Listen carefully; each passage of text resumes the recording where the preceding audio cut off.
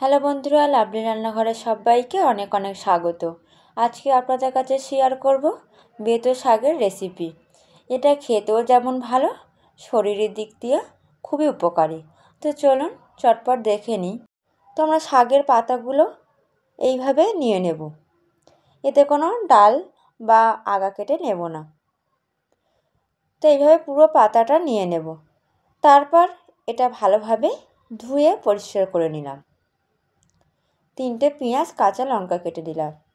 এরপর একটা কড়াই নিয়ে এতে কোনো জল দিইনি, শাকটা দিয়ে তার উপরে একটু লবণ দিয়ে দিলাম,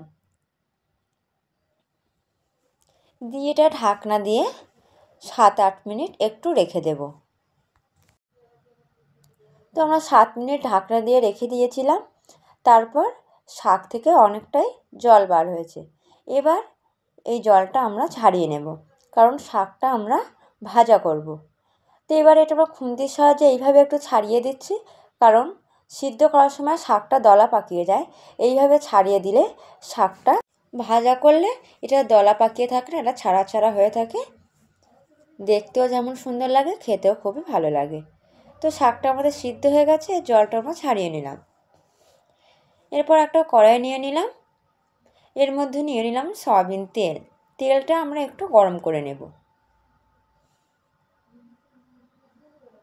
তেলটা গরম হয়ে যাওয়ার পর এর মধ্যে আমরা দিয়ে দিলাম শুকনো লঙ্কা। শুকনো লঙ্কাটা আমরা একটু তেলের মধ্যে লাল করে নেব।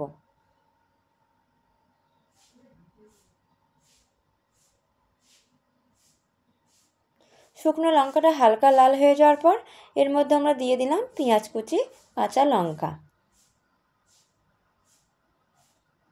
পেঁয়াজ লঙ্কাটাও আমরা লাল করে নেব।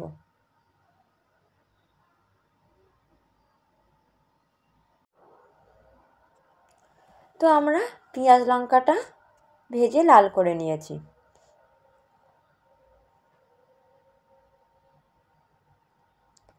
এবার এর মধ্যে আমরা দিয়ে দেব যে শাকটা আমরা সিদ্ধ করে রেখেছিলাম, দিয়ে এটা ভালোভাবে একটু নাড়িয়ে দিতে হবে, কারণ শাকের সঙ্গে পেঁয়াজ লঙ্কাগুলো ভালোভাবে মিক্সড করে দিতে হবে।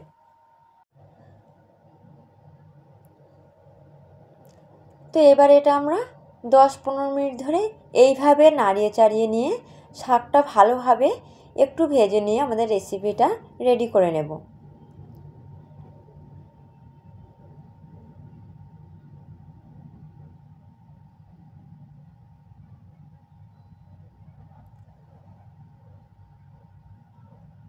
দেখতেই পাচ্ছেন নাড়াচাড়ার সময় খুন্তি দিয়ে এটা এইভাবে ছাড়িয়ে দিতে হবে, নাহলে এটা দলা পাকিয়ে যাবে।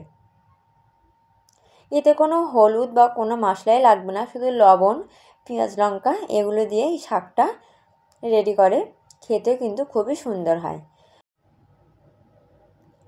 তো আমাদের শাক ভাজাটা রেডি হয়ে গেছে। তো আপনারা কিন্তু এইভাবে বাড়িতে ট্রাই করতে পারেন। এটা কিন্তু গরম গরম ভাতের সঙ্গে খুবই ভালো লাগে আর শরীরের দিক থেকে খুবই উপকারী। আজকে ভিডিও এখানেই শেষ করছি।